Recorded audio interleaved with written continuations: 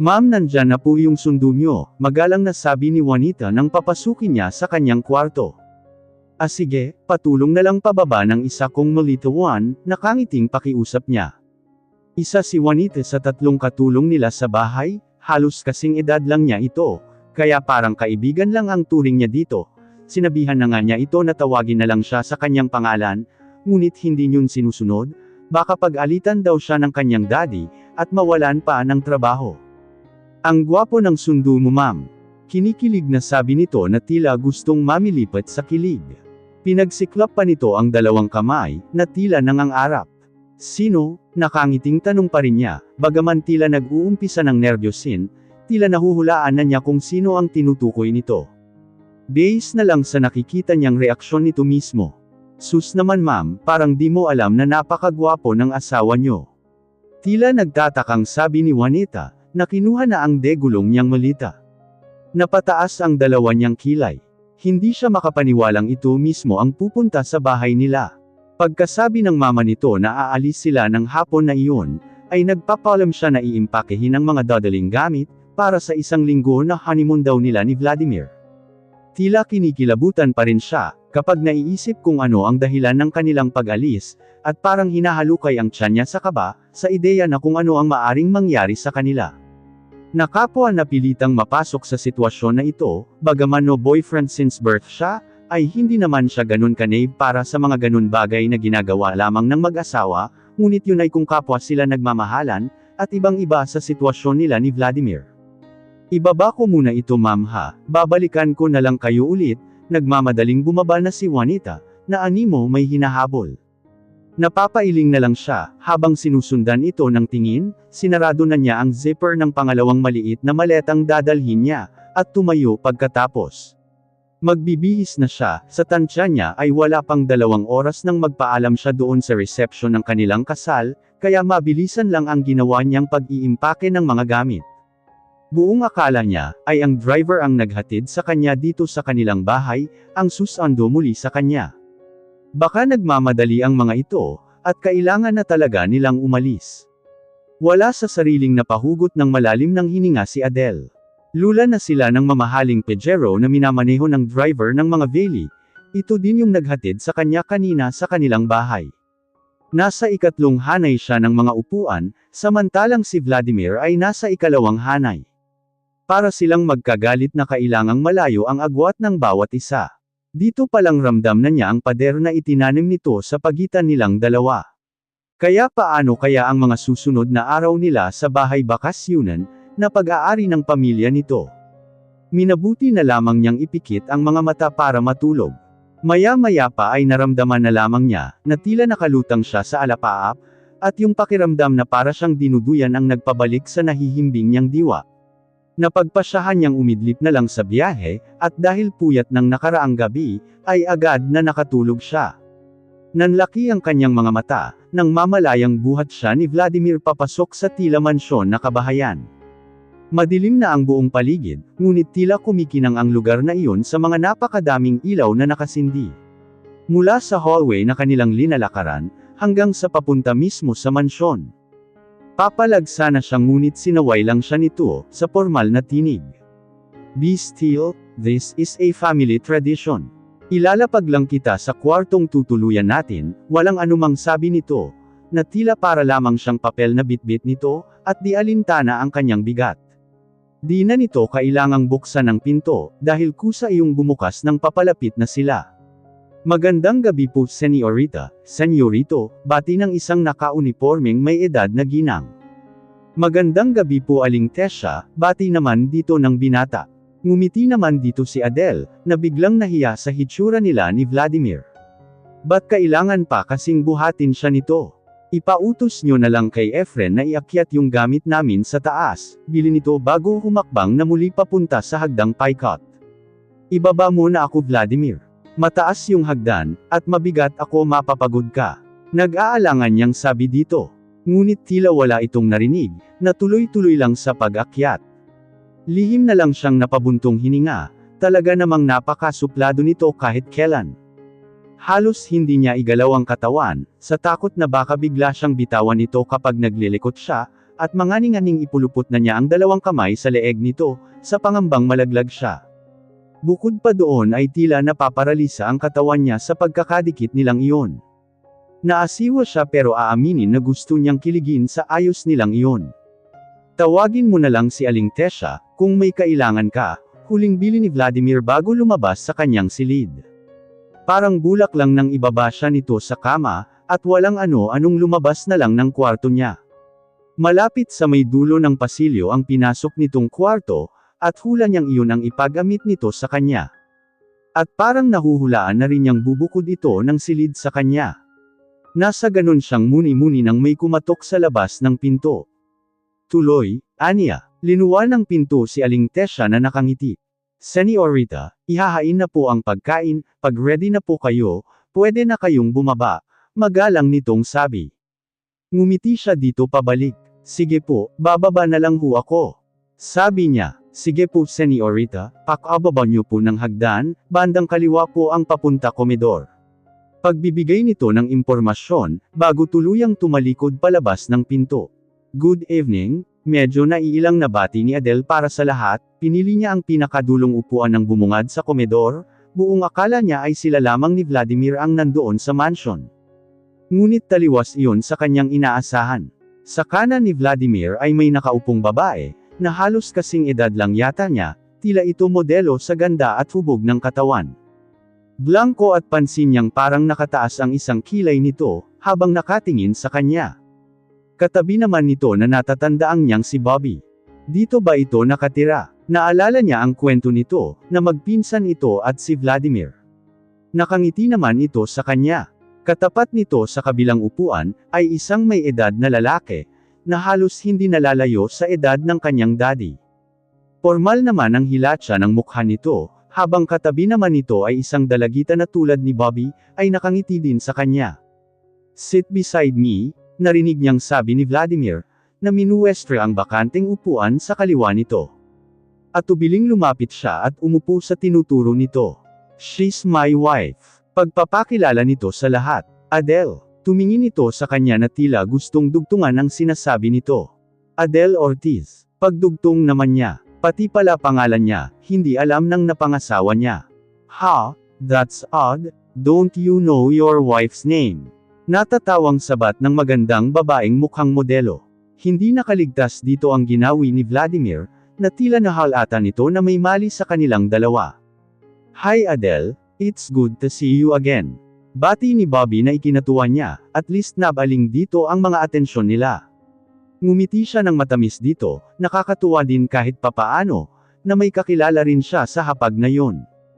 Hi Bobby, Anya. Alam niyang alam nito ang setup ng kasalan nila ni Vladimir. Dahil nandun ito nang makita silang magkasama sa iisang kwarto. Still beautiful pa rin ha, komento nito. Hi Ate Adele, welcome po dito sa Mansion de Valencia, bati naman ng dalagita sa masiglang tinig. Hello, nahihiyaman ay binati din niya ito at nginitian. Pansin niyang may hawig ito kay Bobby.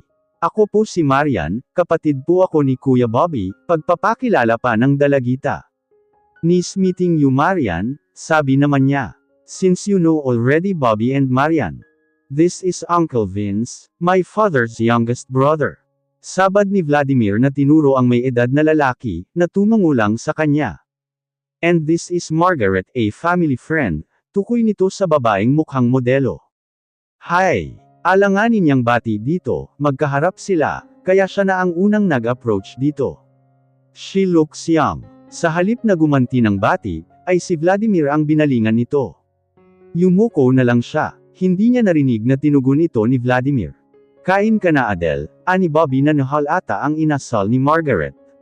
Masarap yang niluto na kaldereta ni Aling Tesha, kinuha na nito ang ulam at inabot sa kanya. Nakangiting inabot niya iyon. Nag-aaral ka pa ba iha? Tanong ni Uncle Vince. Tumingin siya dito at tumango. Opo, graduating na po ako this year. Anong course mo? Business management po, sagot niya, nasa medisina sana ang passion niya, ngunit dahil sa kahilingan ng ama na kunin ang kursong yun, kaya pinagbigyan niya ito. That's great, malaking tulong ka kay Vladimir, nasisiyahang komento ni Uncle Vince. Ngumiti lamang si Adele. Sa gilid ng kanyang mata ay nakikita niyang tuloy-tuloy lamang sa pagkain nito ang asawa, na tila walang pakialam sa paligid, tinuon niya na lang ang atensyon sa pagkain, sumasagot lang siya kapag kinakausap siya, o tinatanong ni Bobby at Marian. So kumusta na kayo, okay ka lang ba? Nahimigan niya ang pag-aalala sa boses ni Bobby, nasa may swimming pool sila sa may likod na bahagi ng mansyon. Pagkatapos kumain ay niyaya siya nitong mag-ikot, para bumaba daw ang kinain nila, at tuloy ay para maikot na rin niya ang ibang parte ng bahay. Medyo alanganin siyang ngumiti dito. Wala siyang ideya kung hanggang saan ang nalalaman nito sa kasalan nila ni Vladimir. Oo naman, sagot na lang niya. Nakaupo sila parehas sa pang-isahang upuan, habang nakaharap sa tubig. Alam mo, nagulat talaga ako sa nangyari, bigla ka lang nawala at yun na nga. Iniwas niya ang mata dito, gusto niyang sabihin na ganun din naman siya, ngunit nangyari na ang nangyari, at ayaw naman niyang sumama ang loob ng daddy niya sa kanya, kaya napilitan na rin siyang magpakasal kay Vladimir Valencia. Dito pala kayo nakatira, pag-iiba niya ng usapan. Si Marian lang ba ang kapatid mo? Actually sa family ito nila Vladimir, nasa Palawan talaga ang family namin ni Marian. It's just that Marian is studying here, and Tito Arnold offered na kami daw muna ang tumaw dito. While Uncle Vince, siya ang nagmamanage ng resort, kapag wala dito si Vladimir, it's few meters away from here. Isang sikat na bakasyunan, at dinadayo na din from others county, you'll love the place when you get there, I also work there. Pagkukwento ni Bobby. And yes, kami lang ni Marian ang siblings. Tumango-tango siya, marami palang business ang pamilya ng asawa niya. Ang alam niya may mga hotels at restaurants ang mga ito. Hindi niya alam na pati pala mga resort, ay pinasok na din ng mga Valencia. May business din naman mga parents namin sa Palawan. Kumukuha lang ako ng experience, kaya ako nagtratrabaho kila Vladimir. Sooner kailangan ko na talagang harapin ang pinapasa nila mama na obligasyon. Naiiling pang dagdag ni Bobby. So sad hindi ko pa nahahanap ang Mrs. Right ko. Gusto ko sana na mag-asawa muna ako, before I take the responsibility. Sa gwapo mong yan wala kang maluko. Pagbibiro niya. Ikinahalakhak iyon ni Bobby. Yeah, sad truth. Anito nang huminto sa pagtawa. Seryoso, tumango ito. Nakita ko na sana siya but unfortunately, she was not destined to be mine. Nakita niyang sumeryoso ito, at biglang lumamlam ang mga mata. Baka naman hindi pa talaga siya ang Mrs. Right mo. Sinubukan niyang pasiglahin ulit ito. Baka na-traffic lang at parating na din naman. Minsan lang kasi akong magkagusto, yun lang napurnada pa, tingin niya ay nalungkot na ito. Kaya nilapitan na niya ito, at tinapik ang balikat nito. Okay lang yan, you'll find her soon, pag-aalo niya. Tumitig lang si Bobby sa kanya. Sabay sabing, sayang. It's getting late. Hindi ka pa ba aakyat ng kwarto, Adele? Parehas pa silang nagulat ni Bobby, nang may biglang nagsalita sa likuran nila. Si Vladimir ang nail-and-gunnan nila, na pormal ang mukha at nakahalukip-kap ang dalawang braso sa dibdib. Nakasando lamang ito ng puti. Kaya kitang-kita niya ang mabalahibyuan nitong dibdib, pati na ang mamasel na abs at braso. Naka-boxer shorts, kaya kitang-kita din ang mamasel nitong hita at binti. Lalaking-lalaki ang dating. Napalunok tuloy siya ng lihim. Parang ang sarap matulog kung ito ang magiging katabi niya. Bro, bati dito ni Bobby. Hindi pa naman ako inaantok. Mahinang sagot ni Adele. Hayaan mo muna siyang makipagkwentuhan sa akin, bro. Wala din naman siyang makakausap, at para ma-enjoy naman niya pag-stay niya dito, tila may laman ang sinasabing iyon ni Bobby. Umakyat ka na, hindi ito inintindi ni Bobby, sa halip ay sa kanya ito tumingin, may diin ang boses. Wala sa sariling umangat ang puwet niya sa upuan. Bro, magpre-proteste pa sana si Bobby. Pero tinapik ito sa balikat ni Adele.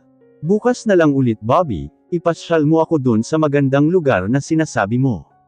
Pagpapalam niya. Hindi na hinintay kung ano ang isasagot nito. Na tumalikod na siya at iniwanan ang dalawang magpinsan. Tinaluntan na lang niya ang daan, kung saan sila dumaan kanina ni Bobby, dahil kung hindi tiyak maliligaw siya sa laki ng bahay na ito.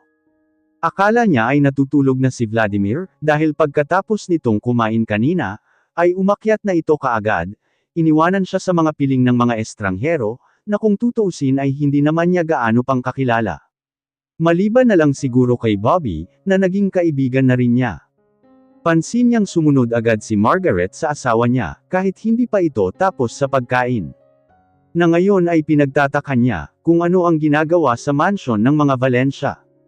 Family friend lang naman ito. At ngayon ay biglang susulpat si Vladimir, na akala niya ay pinabayaan na siya sa mga estranghero. Nakapagtataka lalo na at tila hindi may pinta ang mukha nito, kaya para wala ng isyu ay susundin na lang niya ito. Maaga siyang nagising kinabukasan. Ito ang unang araw ng kanilang bakasyon, kaya imbes isipin ang sitwasyon nila ni Vladimir, ay e-enjoy na lang niya ang honeymoon vacation kuno nila. Ito rin ang unang pagkakataon na nakarating siya ng Batangas. Gusto niyang namnamin ang sariwang hangin, at malaparaisong lugar na iyon, free from pollution at stress. Tinungo niya ang terrace ng kwarto niya, at muling sumilip sa baba. Mula sa di kalayuan, ay tanaw na niya ang kulay asul na karagatan, at puting buhangin na tila ng aanyaya. Napangiti siyang muli, at tila may mga pakpak ang paa na lumabas ng kanyang kwarto, at bumaba sa hagdan. Nakita niya sa komedor si Aling Tesha, na naghahanda ng almusal. Magandang umaga po, bati niya. Magandang umaga din Señorita, ano pong gusto niyo? Kape, tsaa, alok naman nito. Hindi po mamaya na lang siguro, magtatanong lang po sana ako, paano pumunta doon sa beach? Papunta po doon sa resort nila Sir Vladimir. Sige ho, tawagin ko muna si Bebang, para samahan kayo papunta doon, para ipakilala kayo sa gwardiyang nakabantay doon. Private po kasi yun, kaya hindi nagpapapasok ng basta-basta, mahabang paliwanag ni Aling Tesha. Ay ganun po, wag na lang po, mamaya na lang pagkagising ni Bobby, sa kanya na lang ako magpapasama, dyan lang muna ako siguro sa labas ng hardin. Maglikot, tanggi niya. Sa isiping mag-isa lang siyang pupunta doon, at ipapakilalang asawa ni Vladimir, baka maasiwa lang siya. Hindi rin niya ma-enjoy ang binabalak na pagjogging, kung nasa kanya naman ang atensyon ng mga tauhan doon. Sigurado kayo ma'am, paniniguro ni Aling Tesha. Opo, sige po, labas muna ako. Palem niya at tumalikod na. Nakapamaywang na linanghap niya ang sariwang hangin, at ilinibot ang paningin sa buong paligid.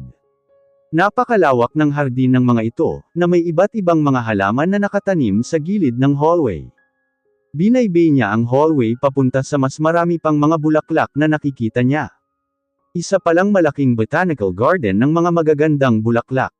Napahanga siya sa nakita, doon lang niya nakita ang mga halamang nasa tanang buhay niya. Hindi niya alam na may mga ganun palang mga halaman na nag-exist. Nang mag-awa ay pumunta naman siya sa malaking fountain, na nasa gitna mismo ng hardin. Kahit magsagawa ng malaking pagtitipon, ay magkakasya iyon doon, dahil sa lawak ng lugar. May tila mga aparato pa na palarwang pambata siyang natatanaw, na sa hula niya ay wala namang gumagamit, dahil wala namang mga bata sa mansion.